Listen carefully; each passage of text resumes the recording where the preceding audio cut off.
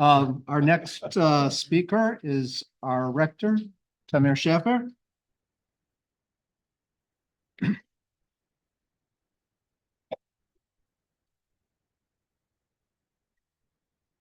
Thank you, everybody. It's great to be here in Jerusalem, which, as Dan just said, feels very safe. And thank you for joining us from wherever you are. In the next few minutes, I would like to tell you about the Hebrew University in the last year, especially following October 7th.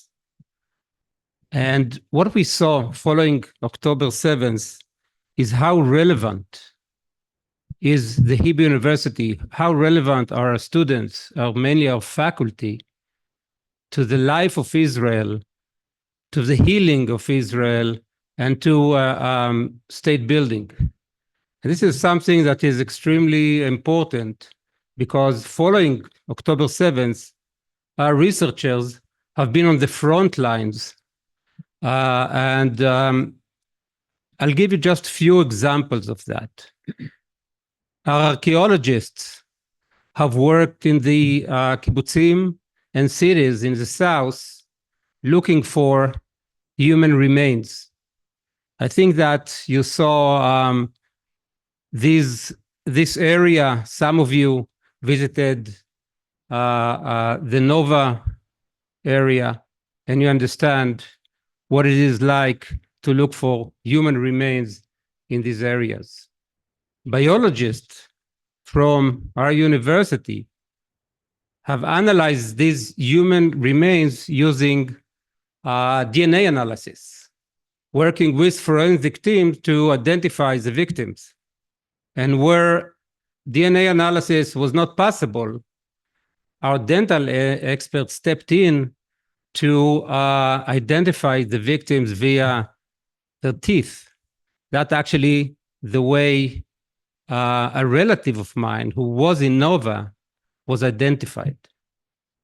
Our mental health professional led large-scale trauma recovery efforts, working with the Ministry of Health and with different organizations regarding to deal with trauma recovery. And the whole issue of trauma research and trauma treatment is going to be a big thing, is now a big thing already, and it's going to be a big thing for us as a university, for the country, but also for us as a university in the next few years.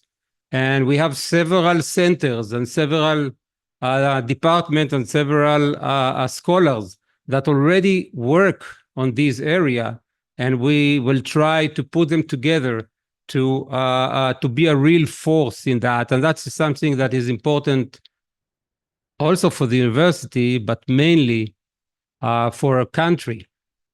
Our social workers have developed the first ever protocol to treating children who were kidnapped by a terror organization and later on been released from captivity. And our students, our business administration students, spend time working in the north and the south with small businesses, helping them to stand back on their feet in areas where most of the population was evacuated. So these are just small examples of the way that our community has risen to the occasion and demonstrated how relevant is the Hebrew University, academia at all, and Hebrew University in particular, to state building. Some other information. We just started the 2025 academic year. The 2024 academic year concluded quite successfully. And several weeks ago, the 2025 years launched smoothly. I told you yesterday that that there is a small decrease in the total number of new students, but this decrease is smaller than anticipated, and we hope that during the year, specifically in the second semester, we'll be able to accept more students and be on safe ground in that regard. But let's look at last year. During the 2024 academic year, as Asher said before, 7,000 of our students were enlisted to the Army. Many of them, about 3,000 for extended periods of over 100 days. And that is from a total amount of 24,000 students. So it's a huge percentage of our students spent extended periods participating in the war, missing many classes, and we had to deal with that. And what we did a lot with the support of all of you via the We Are One campaign, we provide those, we built a program which is in unprecedented scale. Never before the Hebrew University provided such a large-scale project that included academic support. We provided shadow courses specifically for reservists. So we provided one-on-one tutorials both by students. Some of them got paid, some of them volunteered, by the faculty members. Many of them volunteers even for one-on-one sessions with the reservists. We provided mental support for the reservists, a lot of mental support for the reservists, and that is something that will go with us for many years now. Not only because those who are now students will need it, and they need it, really need it, but also those young persons who are now in the Army and will join the university in several years will have the same need of the mental support, and we will provide it. We also provide them with financial support. All of this support, again, aided tremendously by the We Are One campaign, resulted in a tremendous success that what we saw at the end of 2024 is that our reservists achieved higher than average grades.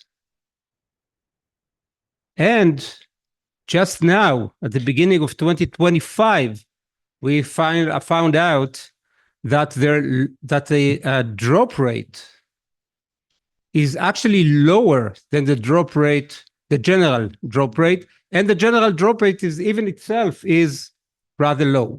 So this is a tremendous success. But we will have to continue with those supports even in this year and probably next year as well. Another thing that we're really proud of is the unity on campus. Immediately after the break of the war, it was clear to us that it will be extremely difficult, extremely challenging to hold a normal campus life here. We have 20% of our students are Arabs. More than 1/3 of them are Palestinians from East Jerusalem. And we realized that it is a real challenge to have an academic year where Jews and Arabs, Palestinians from East Jerusalem, and reservists who just come from the war sitting together in class. We immediately started to work on that. Before the semester started, under the leadership of our Vice President for Diversity, Muna Khouri, and her team. And in general, I can say that this was a successful year. Tension exists. Tension continue to exist, but we had a rather normal semester. We saw Jews and Arabs sitting in the same class. You can see, again, a Palestinian from East Jerusalem and a reservist that sometimes come with a gun to class, sitting together and studying. It's far away from normal, far from perfect, but it was quite successful. We're also proud that we managed to keep our research excellence during that year. Despite everything, our researchers, faculty members, continued to publish their work, their research in the top journals and managed to attract grant funding, grant money. Actually, that year we had a record success in raising money from the Israeli Scientific Fund. And we also introduced a budget model to the faculties that motivates academic excellence, that motivate behavior that will increase the quality and competitiveness of our work, and also improve the way we teach. And I have held personally at least 40 meetings with all the units of the university during that year, in order that everybody will understand what it means, what that budget means, what is that we aim for. And I can say that we see clear accommodations of the faculties toward this model and actually toward excellence. For instance, we are lowering the number of students in classes that fits better the model, but it's more importantly, it fits a pedagogical goal that we have here. We also introduce new teaching methods. This is also something that is in the model, but it's mainly there in the model because it is important for teaching. Teaching is better this way. So we're happy that this is going quite well, and we will continue to improve on these directions, on these fronts next year. The university has actually improved its ranking on the Shanghai University ranking, which is also quite fascinating in a year such as the one we had. We still have fights. I can mention 2 battles that are ongoing in the last year, and actually more, and will continue in the near future. First, we will have to fight for academic freedom, for autonomy from government intervention. And we did that in the last 2 years. And it seems that we will have to continue doing that in the future, and we will do that in the future. And we will have to continue combating academic BDS. Neta and Asher talked about it quite extensively. So to conclude, I would like to say that we are celebrating our 100 years this year. Our university was always a source of knowledge and innovation, and it will continue to advance these achievements in the next 100 years. I'm optimistic, and that also an answer to Orna. I'm optimistic not because the situation is good. We all know that the current situation is far from being good. But I'm optimistic because when I'm looking inside our own community here at the Hebrew University, and I see that we managed to maintain normality and to study and to work and to do research and to help each other, I think that we can be an example to the whole nation, and that's what brings me hope. I want in closing to honor members of our community I would like to start with Carmel Gat, MA student from occupational therapy. She was kidnapped to Gaza on October 7th and was murdered, executed about 2 months ago or 3 months ago by Hamas terrorists in Gaza. Majid Ibrahim was a pre-student. He was accepted to study computer science. Maybe the first computer science student from his village of Abu Ghosh. And he was killed in his home by a rocket when studying, preparing to the beginning of the academic year. 4 other students, Eitan Nae, Israel Sokol, Eitan Koplovich, and Eyal Meir Berkovich, were killed in Gaza. Sagid Dekel-Chen, the son of Professor Jonathan Dekel-Chen, was kidnapped to Gaza and is still held there.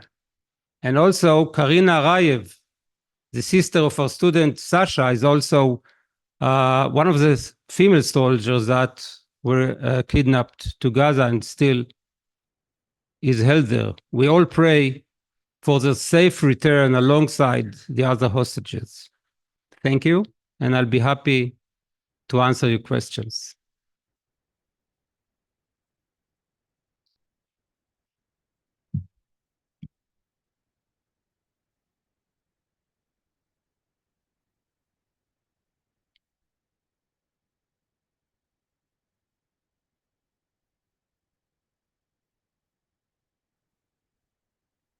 Like we say in class, not everybody together.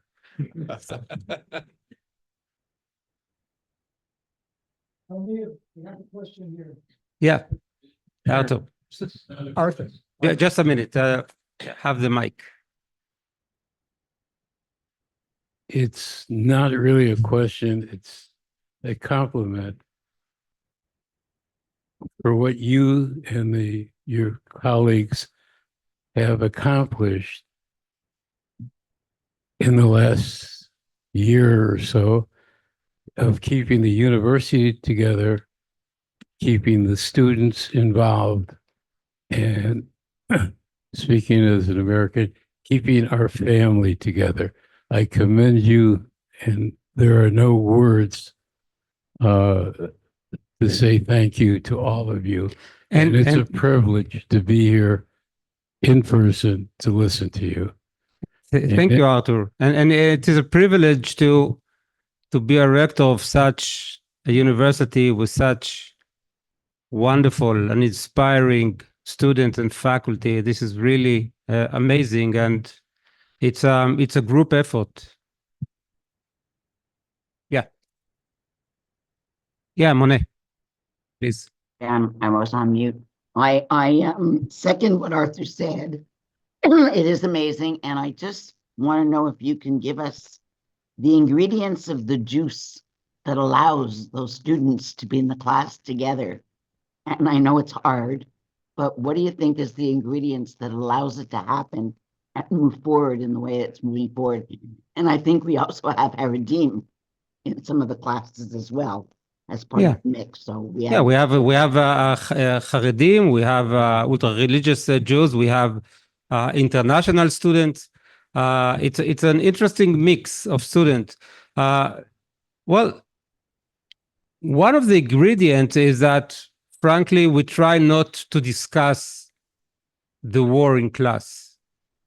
If you study Introduction to Infi or Economics 101, you don't have to talk about the war. In classes, usually classes that deal with and get into the war are more advanced classes where the students are more prepared for that. So I would say that this is one thing. It's probably also, we have to admit the fact that probably some of the students felt maybe uncomfortable to talk about the war. And we have to realize that. And sometimes it's okay not to talk about it in class. But that's I think these are the main ingredients, but it's still continue to be a very delicate Sure. era. And I hope we will be successful in managing that also in the future. I'll look about anyways. Thank you very much. Thank you, Tamir.